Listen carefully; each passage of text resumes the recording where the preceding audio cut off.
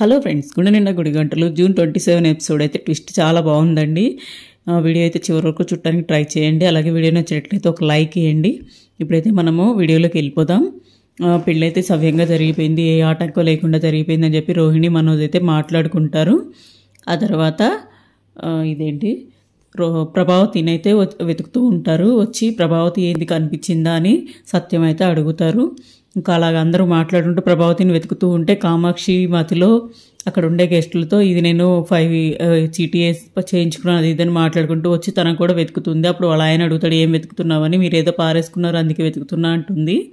నీ మొహం ప్రభావతి కనిపించట్లేదు అందుకని వెతుకుతున్నావంటే, వదిన ఎక్కడికి వెళ్ళిందో నాకు తెలుసుగా అని అంటుంది. ఎక్కడికి వెళ్ళిందో చెప్పు అంటే, మీ నాన్నమ్మని తీసుకొని, అప్పుడు బాలు అడుగుతాడు ఎక్కడికి వెళ్ళింది అత్త అని.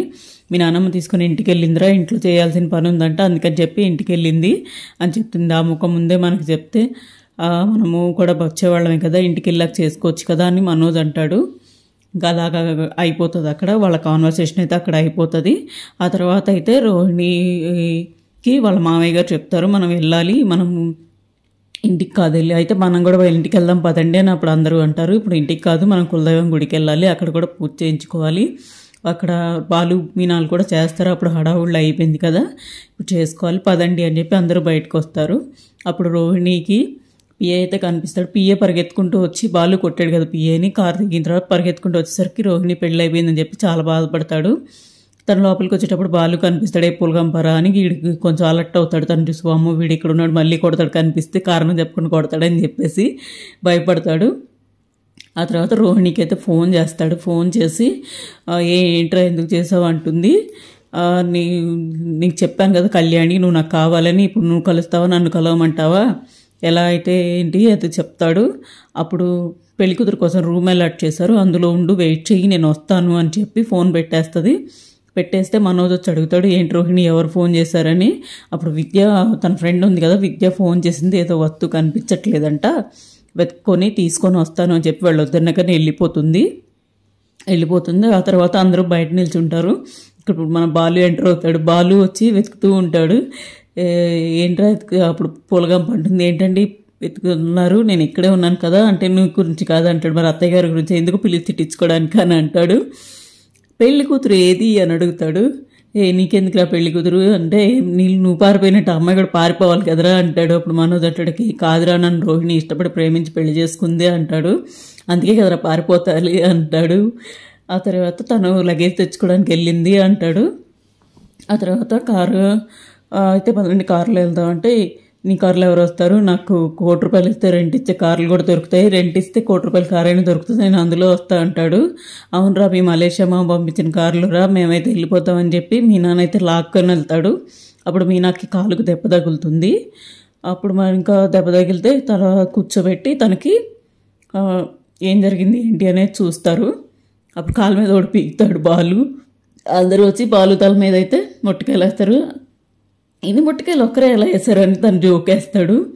ఇన్ని ఒక్కరే కాదురా అందరూ కలిసి వేసాము, కాలు నొప్పిని చూడమంటే అలా చేస్తావేంటి అమ్మాయికి అని చెప్పి చూస్తాడు. ఆ తర్వాత మీనా కాలు పట్టుకొని తిప్పుతూ ఉంటే, మీనా ఇదేమన్నా డైవింగ్ అనుకుంటున్నావా ఇలా తిప్పుతున్నావు అంటే, గేర్ మారుస్తూ ఉండంటాడు. ఆ తర్వాత మీనా వచ్చి, చూడండి మావయ్య గారు తన కోపమంతా నా కాలు మీద చూపిస్తున్నాడు అంటే, సరిగ్గా చూడరా అంటే, నాన్న నువ్వు పక్కనుండు, నువ్వు మొన్న అమ్మ కింద పడి కాలు ఇరిగితే నువ్వు ఆ మూలలో ఉన్నావు, నీకు మాట్లాడే రైట్ లేదు, పక్క పో అంటాడు. ఇంక ఇలా ఇది కాన్వర్సేషన్ నడుస్తూ ఉంటుంది. మనోజ్ నేర్పిస్తాడు, లక్షలు మింగినోడా అది ఇది అని చెప్పేసి. ఇంకా అక్కడ మీనానైతే కూర్చోబెడతారు కారులో. తర్వాత మనకి రోహిణి ఉంది కదా, రోహిణి మనోజ్ దగ్గరికి పిఏ పిలుస్తాడు కాబట్టి ఆ రూమ్కి వెళ్తుంది. ఆ పిఏ రూమ్కి వెళ్ళేలోగా విద్య అనే ఫ్రెండ్ ఉంటుంది కదా, తనైతే బాత్రూంలోకి వెళ్ళిపోతుంది. ఇతను చూసుకోడు, అమ్మాయి చూసుకోదు ఈయన వచ్చాడని. బాత్రూంలోకి వెళ్తుంది. వీడొచ్చి లోపల పండుకొని పెళ్ళి తనకి శోభనం నాకు నేను ఎంత అదృష్టవంతున్నది ఇదని పొగుడుకుంటాడు. ఆ తర్వాత రోహిణి అయితే రూమ్లోకి ఎంటర్ అవుతుంది. ఎందుకురా ఇలాగ చేస్తున్నావు, నన్ను ప్రశాంతంగా పెళ్లి చేసుకొని నీ వల్ల ఇదంతా అయింది అది ఇది అని చెప్పి అంటుంది. వాడేమో, నీ వల్ల నా భార్య పిల్లలు అంతా పోయారు, నీ వల్ల నాకు ఇంత నష్టం జరిగింది, ఇప్పుడు నువ్వు నాకు కావాల్సిందే అని చెప్పి ఒకళ్ళు మాట్లాడుకుంటారు. మాట్లాడుకున్న తర్వాత రోహిణిని బలవంతం చేయడానికి అయితే ట్రై చేస్తుంటే ఈలోగా విద్య బయటకు వస్తుంది. బాత్రూంలో నుంచి బయటకు వచ్చి చూస్తుంది, రోహిణిని బలవంతం చేయాలని చూస్తుంటే తనకి అక్కడ ఫ్లవర్ వాజ్ కనిపిస్తుంది. ఆ ఫ్లవర్ వాజ్ తీసుకొని తల మీద కొడుతుంది. ఆ తల మీద కొట్టడం వల్ల తను పడిపోతాడు. మళ్ళీ రోహిణి కూడా ఇంకో 4 దెబ్బలు చావురా చావు చావు అని చెప్పి పడిపోతుంది. ఇప్పుడు ఇందులో విద్యాయమే చచ్చాడేమో భయంగా ఉందంటే చస్తే చచ్చాడు లేరురా మనం వెళ్ళిపోదాం అని చెప్పి తీసుకొని వెళ్ళిపోతుంది. ఆ తర్వాత బయటకు వచ్చిన తర్వాత ఇంకా వాళ్ళ కాన్వర్సేషన్ అక్కడికి అయిపోయింది. ఇక్కడ మళ్ళీ బాలు కాన్వర్సేషన్ ఉంది కదా, బాలు మనోజ్ది, నా గురించి పట్టించుకోకరా అది ఇది అంటాడు. అప్పుడు కామాక్షి అంటుంది, అరే బురదలో రాయే ఇంక తెలిసింది కదా ఇంక ఏళ్లే బురదలో రాయే అంటుంది. అక్కడ ఒక కామెడీ కాన్వర్సేషన్ అయితే జరుగుతుంది. ఆ తర్వాత మళ్ళీ బయటకు వచ్చిన తర్వాత మనోజ్కి కారు బుక్ అవ్వట్లేదు అంటాడు. వీడి 1 కోటి రూపాయల కారులో వస్తాడు కానీ ఏ పూలగంప మనం వెళ్ళిపోదాం పదా అంటాడు. రవి అని వాళ్ళ చెల్లెలు కూడా అన్నయ్య మా కారులో చోటిస్తాడో లేదో మేము కూడా మీ కారులోనే వస్తాం, సరే రారా నువ్వు నా పార్టీయే కదా వెళ్ళిపోదాం అంటాడు. ఇంకా తర్వాత మనోజ్ అయితే క్యాబ్ బుక్ చేయడానికి ట్రై చేస్తాడు. తర్వాత వీళ్ళందరూ అడుగుతారు ఏమన్నా బుక్ అవ్వట్లేదా అంటే, బుక్ అవ్వట్లేదురా మరి ఇప్పుడు ఎలాగా అంటే, ఏముందిరా వాళ్ళ నాన్న సత్యం వస్తాడు, ఏముంది మీ బాలు ఉన్నాడు కదరా వాడిని అడుగు వెళ్ళిపోతాము అంటాడు. చిచి వాడిని నేను అడగను అంటాడు.